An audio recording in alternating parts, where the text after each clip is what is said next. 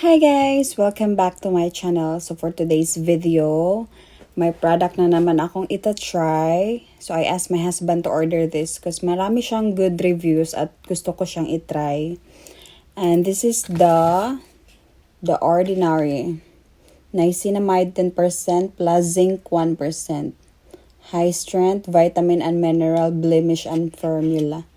Kasi sa mga reviews niya is nakakatanggal siya ng mga acne scars, pimples, and then tsaka winter here in Korea, napakalamig. So, kailangan ko ng serum. Kaya ito try ko to. Magpapaganda na naman tayo kasi nung summer ang dami kong breakout. Buti na okay na siya. Natuyo na yung mga pimples ko dito. Ang laki kaya nito noon. Yan, mga scars na lang yung natira. Tsaka may maliliit na paparating. Sure. So, pero sa malayo, hindi siya halata. Yung mga acne scars lang talaga yung natira. But, it's okay. Tabo na siya kuan sa caution. So, this is the Ordinary products I wanna try. At ito yung loob niya. This is inside. Kasi gusto ko i-try yung niacinamide. Tsaka maybe next, I wanna try yung may retinol. So, this is it. Yan, the Ordinary.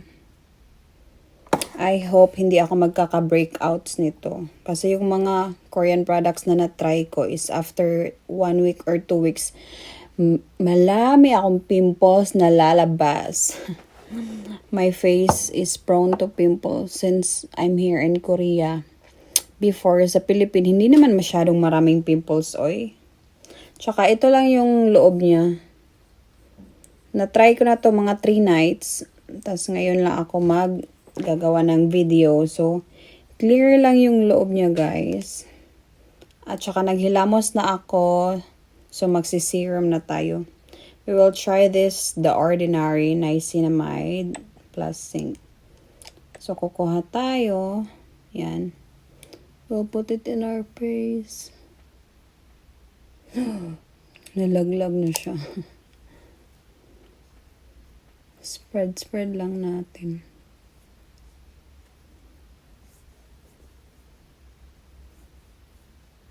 Kasi guys, ang lamig-lamig na dito. Tapos paglalabas ka yung face mo, hindi mo maigalaw, nag-frozen. Tumitigas yung mukha sa lamig ba? Kaya kailangan natin ng moisturizer. Kaya nagpabili ako nito ni husband sa Kopang. Because I wanted to try this. I hope it works for me. We'll put the eyelids also.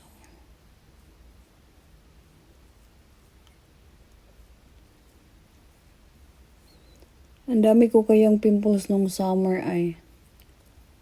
Tapos ngayon may lalabas na naman. Walang katapusang pimples here in Korea. So, ganyan siya, guys. O, diba? We'll put more. Malamig siya sa mukha. So, hindi na magdadry yung face ko nito. Lalo na sa my eyes ba kasi yung wrinkles natin is lumalabas na kasi 30 plus na tayo. By the way, I'm 31. Oh my God, I'm so old, no? You guys. So, nalagay ko na siya. Ang ganda pa rin ang kilay natin, oh. Microblading yan. Noon wala talaga akong kilay ba. So, nalagyan ko na yung buong mukha ko. Ayoko na lagyan yung neck ko kasi malagkit at saka it's still morning. You should try this, guys. So, sa mga gustong mag-try, siguro nasa Philippines din to eh. Pero I'm here in Korea, so my husband ordered this. Kasi hindi ako marunong mag-order sa Kupang, kaya siya lang yung tigo-order. Tapos sinasabi ko lang sa kanya kung anong gusto ko. Ganyan lang. Simple lang yung box niya. There's nothing inside. Ganyan lang. Tapos mga Korean ng lahat